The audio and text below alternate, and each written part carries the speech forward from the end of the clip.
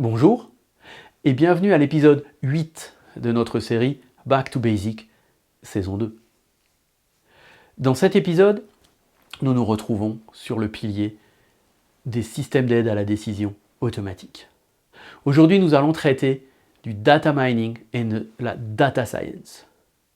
Ces deux sujets très intéressants vont nous permettre de comprendre un petit peu mieux ce qu'on peut faire avec de la donnée. D'après Wikipédia, la data science est un domaine interdisciplinaire qui utilise des méthodes, des processus, des algorithmes et des systèmes scientifiques pour extraire des connaissances et des informations à partir de données structurées et non structurées et appliquer des connaissances et des informations exploitables à partir de données dans un large éventail de domaines d'application. Le data mining, l'exploration des données en français, est un processus d'extraction et de découverte de modèles dans de grands ensembles de données impliquant des méthodes à l'intersection de l'apprentissage automatique, des statistiques et des systèmes de base de données. Regardons un peu plus près la data science. La data science est donc un domaine interdisciplinaire axé sur l'extraction de connaissances à partir d'ensembles de données généralement volumineux et l'application des connaissances et des informations exploitables de ces données pour résoudre les problèmes dans un large éventail de domaines d'application. Le domaine comprend la préparation des données pour l'analyse, la formulation des problèmes de data science, l'analyse des données, le développement de solutions pilotées par des données et la présentation des résultats pour prendre des décisions de haut niveau dans un large éventail de domaines d'application. À ce titre, il intègre des compétences issues de l'informatique, des statistiques, des sciences de l'information, des mathématiques, de la visualisation de l'information, de l'intégration des données, de la conception graphique, des systèmes complexes, de la communication et du business. Aujourd'hui, les gens lient la data science à l'interaction homme-ordinateur. Les utilisateurs doivent pouvoir contrôler et explorer intuitivement les données. En 2015, l'American Statistical Association a identifié la gestion des bases de données, les statistiques et l'apprentissage automatique, et les systèmes distribués et parallèles comme les 3 communautés professionnelles fondatrices émergentes. Le big data devient très rapidement un outil essentiel pour les entreprises de toute taille. La disponibilité et l'interprétation du big data ont modifié les modèles de gestion des anciens secteurs et permis la création de nouveaux modèles. Les entreprises pilotées par les données représentent 1200 milliards de dollars en 2020, ce qui représente une augmentation considérable par rapport aux 333 milliards de dollars en 2015. Les data scientists sont responsables de la décomposition du big data en informations exploitables et de la création de logiciels et d'algorithmes qui aident les entreprises à déterminer les opérations optimales. Étant donné que le big data continue d'avoir un impact majeur sur le monde, la data science, là aussi, et en raison de la relation étroite entre les deux. Les principaux domaines d'application de la data science concernent divers domaines tels que la fraude, la détection des risques, la santé, la publication ciblée, les recommandations de sites web, la reconnaissance d'images avancées et bien d'autres. Un outil essentiel pour la data science est une approche efficace du catalogage des données.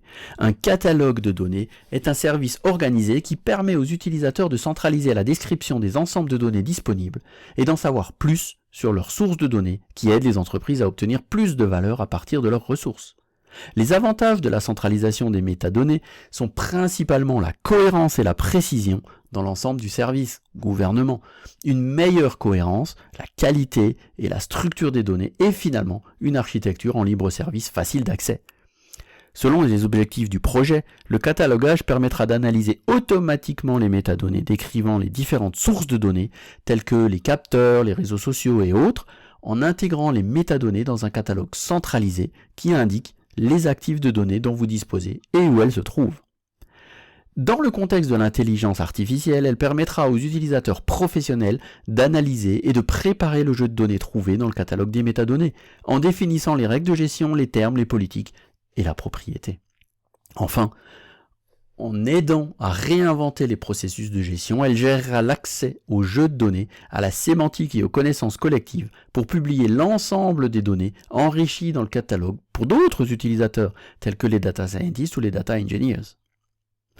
L'adoption de la data science dans une organisation nécessite une approche méthodologique bien définie. Même si cela doit être élaboré au cas par cas, nous pouvons indiquer 6 grandes étapes à franchir. Premièrement, poser une question intéressante. Qu'elle trouve son origine dans l'esprit de l'investigateur des données ou à la demande d'autres parties, chaque enquête commence comme une question à laquelle il faut répondre. La principale étant, y a-t-il un objectif commercial à atteindre ? Deuxièmement, la conception d'un programme de collecte de données. Dans de nombreux cas, les data scientists travaillent avec des ensembles de données existants collectées au cours d'autres enquêtes. Mais la manière dont les données sont collectées et stockées peut limiter les questions auxquelles on peut répondre, et les données pertinentes ne sont pas toujours immédiatement disponibles. En gardant à l'esprit la question, le data scientist décidera de la manière de rassembler les informations nécessaires pour y répondre, en déterminant si les données existent ou non dans le monde réel et sont pertinentes pour la question, en élaborant un système de collecte pour les acquérir, en prenant en compte les considérations logistiques, les coûts et les questions de vie privée, et en se coordonnant avec les services ou agences nécessaires à la liaison du programme de collecte. Troisièmement, collecter et vérifier les informations. Même le système de collecte des données le mieux conçu aboutira à des imperfections et des erreurs dans les données au fur et à mesure qu'elles deviennent réellement disponibles. Par exemple, les fautes de frappe, la falsification ou les questions fréquemment mal comprises dans des formulaires mal conçus peuvent toutes présenter des ensembles de données qui ne sont pas factuels. Au fur et à mesure de la collecte des données, le data scientist les examinera pour revoir le programme de collecte et avoir une idée de l'ensemble, stockant les données entrantes de manière à permettre une modélisation et un reporting supplémentaire en joignant les données de plusieurs sources de manière pertinente et logique et en vérifiant les anomalies ou les modèles inhabituels. Quatrièmement, traiter les données. En raison d'anomalies détectées à l'étape précédente ou simplement en raison de la nécessité générale et commune de nettoyer des données brutes erronées, le data scientist devra les mettre en erreur avant d'aller plus loin dans le processus de modélisation. Cette étape difficile à définir est l'une des façons dont les experts font de la magie. Elle apporte des compétences et de l'intuition pour prendre les informations désordonnées et incohérentes et les transformer en ensembles propres et accessibles. En choisissant les outils à utiliser pour démêler les données brutes, avec des outils tels que Python, R ou SQL, et en stockant les données regroupées comme un nouvel ensemble de données, ou à utiliser en pré-traitement pour chaque requête ultérieure. Cinquièmement, modéliser et analyser les jeux de données. Lorsque tout le travail préparatoire est terminé, le data scientist se penchera sur les choses amusantes, plonger dans un ensemble de données propres et appliquer les algorithmes de prélèvement et d'approfondissement qui en tireront du sens, construire un modèle de données pour adapter la question, valider le modèle par rapport aux données réellement collectées, effectuer les analyses statistiques nécessaires, effectuer des tests de régression et autres techniques d'analyse statistique classiques, et enfin comparer les résultats par rapport à d'autres techniques ou d'autres sources. Sixièmement, visualiser et communiquer les résultats. La partie la plus délicate du travail du data scientist est de prendre les résultats de l'enquête et de les présenter au public ou aux consommateurs internes d'une manière qui a du sens et qui peut facilement être communiquée, typiquement sous forme de graphiques, racontant une histoire pour interpréter les résultats et aider les décideurs à utiliser les résultats pour orienter leurs décisions. Ce processus en 6 étapes est rarement linéaire. Chaque étape peut pousser un data scientist à revenir aux étapes précédentes avant d'atteindre la fin du processus, ce qui l'oblige à revoir ses méthodes, ses techniques, ou même à reconsidérer si la question initiale était la bonne en premier lieu, ou non. Et après être arrivé enfin à un résultat définitif, le data scientist trouvera presque toujours que la réponse suscite simplement plus de questions. Et le processus recommence. Parfois, il peut être déroutant pour certaines personnes de faire la distinction entre la data science et le data mining. La data science est un domaine interdisciplinaire qui utilise des méthodes, des processus, des algorithmes et des systèmes scientifiques pour extraire des connaissances et des informations de nombreuses données structurelles et non structurées. Le data mining est un processus de découverte de modèles dans de grands ensembles de données impliquant des méthodes à l'intersection des systèmes d'apprentissage automatique, de statistiques et de bases de données. Même si le data mining existait avant le concept de data science, le data mining est souvent considéré aujourd'hui comme un sous-domaine interdisciplinaire de la data science et des statistiques, avec pour objectif global d'extraire des informations et des méthodes intelligentes d'un ensemble de données et de transformer l'information en une structure compréhensible pour une utilisation ultérieure. La data science est liée au data mining, à l'apprentissage profond, le deep learning et au big data. Par exemple, les entreprises de distribution et la communauté financière utilisent le data mining pour analyser les données et identifier les tendances afin d'augmenter leur clientèle, prévoir des fluctuations de taux d'intérêt, les cours des actions et la demande du client. Le rôle d'un professionnel de la data science peut être considéré comme une combinaison d'un chercheur en intelligence artificielle, d'un ingénieur en deep learning, d'un ingénieur en automatic learning et ou d'un analyste de données. Et d'une certaine mesure, la personne peut également jouer le rôle d'un ingénieur de données. Par conséquent, la data science nécessite souvent une équipe de profils compétents, tandis qu'un professionnel du data mining n'a pas nécessairement besoin d'exécuter tous ces rôles. Alors que le domaine de la data science se concentre sur la science des données, le domaine du data mining concerne principalement le processus.